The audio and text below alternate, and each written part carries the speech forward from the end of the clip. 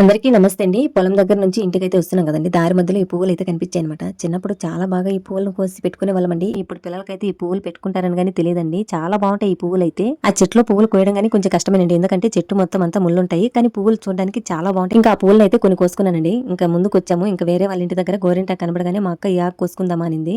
ఇంకా నేను గాని సరే అని చెప్పి గోరింటాకు గాని కొద్దిగా కోసుకున్నాము. ఇక్కడ పువ్వులు చూడండి చాలా బాగున్నాయండి. పింక్ కలర్ అనమాట.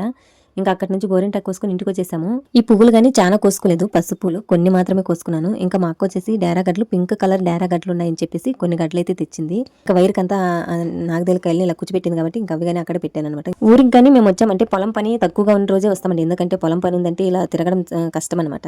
పొలం పని లేనప్పుడైతే పొలాలేంటి గట్లింటి అయితే ఎక్కువగా తిరుగుతాము. పని లేదంటే మధ్యాహ్నం అయిందండి. మేము పొలం దగ్గర నుంచి ఇంటికి వచ్చేసరికి మళ్ళీ భోజనం చేసుకుని మళ్ళీ ఇంకో పొలం దగ్గరికి అయితే వచ్చేసాము. ముందు వీడియోలో చెప్పాను కదండి ఉర్లగడ్డలు నాటినామనేసి. ఇక్కడే అన్నమాట. ఉర్లగడ్డలు వచ్చేసి గడ్డలుగా నాటినవి చూడండి. ఇవి బాగా వచ్చినాయి. ఈ పక్కన ఇవి కట్ చేసి నాటడం వల్ల గడ్డలు అనేది చాలా చనిపోయాయి అనమాట. మొలకలు అనేది రాలేదు. మళ్ళీ రెండోసారి నాటినారనమాట అందులోనే. ఇంకా అక్కడ నుంచి చూసుకొని మళ్ళీ రేణగాయల చెట్టు ఇక్కడ ఉంది అని చెప్తే రేణగాయల చెట్టు దగ్గరికి అయితే వచ్చేసాము. మేము వచ్చేసి 1 కేజీ అన్ని రేణగాయలు అయితే ఏరుకున్నామండి. ఇంకా అక్కడే కాసేపు కూర్చొని రేణగాయలు అయితే తిన్నాము. ఇంకా రేణగాయలు తీసుకుని మళ్ళీ మేమైతే ఇంటికైతే బయలుదేరామండి.